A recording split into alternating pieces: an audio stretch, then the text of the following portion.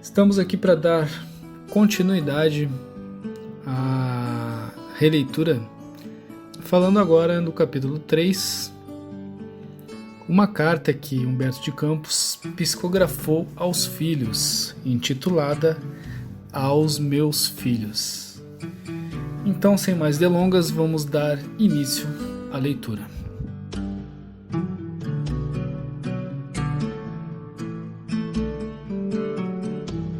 Meus filhos, venho falar a vocês como alguém que abandonasse a noite de Tirésias, no carro fulgurante de Apolo, subindo aos cumes dourados e perfumados do Hélicon.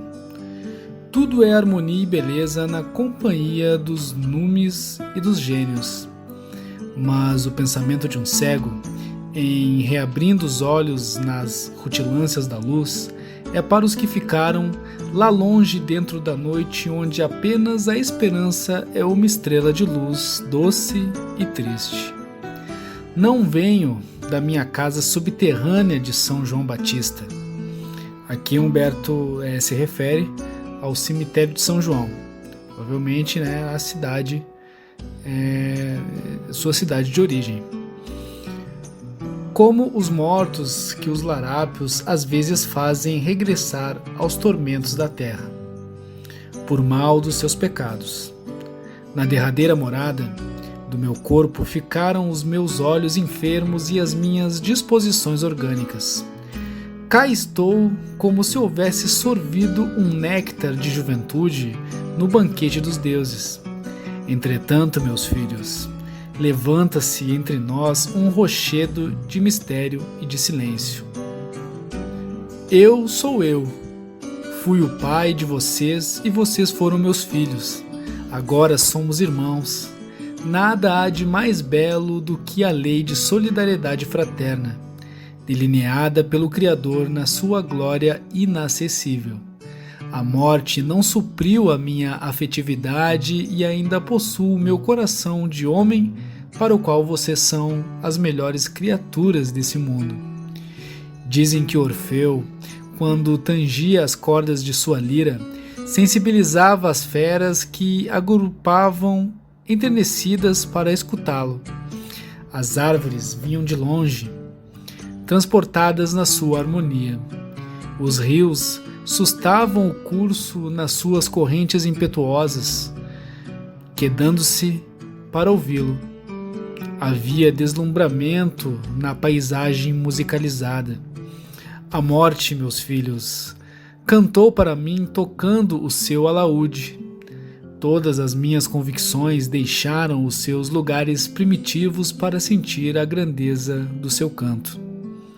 Não posso transmitir esse mistério maravilhoso através dos métodos imperfeitos de que disponho. E, se pudesse, existe agora entre nós o fantasma da dúvida. Convidado pelo Senhor, eu também estive no banquete da vida, não nos palácios da popularidade ou da juventude efêmera, mas no átrio pobre e triste do sofrimento, onde se conservam temporariamente os mendigos da sua casa. Minha primeira dor foi a minha primeira luz, e quando os infortúnios formaram uma teia imensa de amarguras para o meu destino, senti-me na posse de celeiro de claridades da sabedoria. Minhas dores eram minha prosperidade, porém, qual o artesão de Dionísio, vi a dúvida como a espada afiadíssima balouçando-se sobre a minha cabeça. Aí na terra, entre a crença e a descrença, está sempre ela, a espada de Damocles. Isso é uma fatalidade. Venho até vocês cheio de amorosa ternura, e se não posso me individualizar, apresento-me como o pai carinhoso.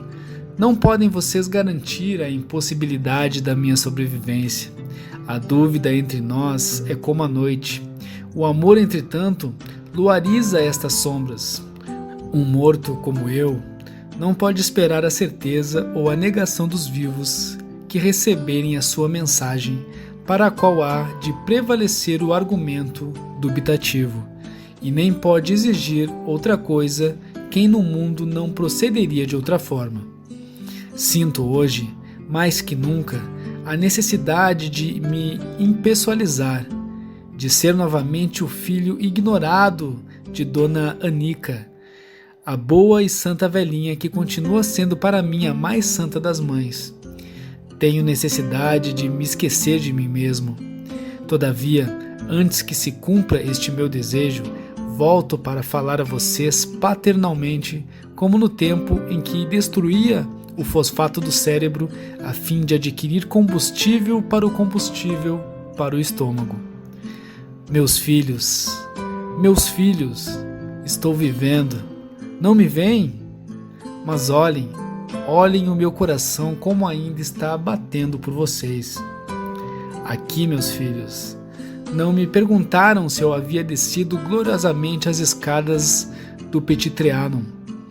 Não fui inquirido a respeito dos meus triunfos literários e não me solicitaram informes sobre o meu fardão acadêmico. Em compensação, fui arguido acerca das causas dos humildes e dos infortunados pelos quais me bati. Vivam, pois, com prudência na superfície desse mundo de futilidades e de glórias vãs. Num dos mais delicados poemas de Wilde, os Órcades lamentara a morte de Narciso junto de sua fonte predileta, transformada numa taça de lágrimas. Não nos admira, suspiram elas, que tanto tenhas chorado. Era tão lindo. Era belo Narciso? Perguntou o lago. Quem melhor do que tu poderá sabê-lo, se nos desprezavas a todas para estender-se nas relvas da tua margem, baixando os olhos para contemplar, no diamante da tua onda, a sua formosura. A fonte respondeu: eu adorava Narciso porque, quando me procurava com os olhos, eu via no espelho das suas pupilas o reflexo da minha própria beleza. Em sua generalidade, meus filhos, os homens, quando não são Narciso, enamorados de sua própria formosura, são as fontes de Narciso. Não venho exortar a vocês como sacerdote. Conheço de sobra as fraquezas humanas. Vivam, porém, a vida do trabalho e da saúde, longe da vaidade corruptora. E, na religião da consciência retilínea, não se esqueçam de rezar. Eu, que era um homem tão perverso e tão triste, estou aprendendo de novo a minha prece, como fazia na infância, ao pé de minha mãe na Paraíba. Venham, meus filhos, ajoelhemos de mãos postas. Não veem que cheguei de tão longe? Fui mais feliz que o rico e o Lázaro da parábola que não puderam voltar. Ajoelhemos no templo do Espírito. Inclinem vocês a fronte sobre o meu coração. Cabem todos nos meus braços? Cabem sim. Vamos rezar com o pensamento em Deus, com a alma no infinito. Pai nosso que estais no céu, santificado seja o vosso nome.